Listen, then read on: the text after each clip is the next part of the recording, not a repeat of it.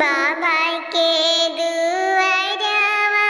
केवलवा के फुलवा रे फल फूल भइले काचनार रे लालनावा अरे फल फूल भइले काचनार रे लालनावा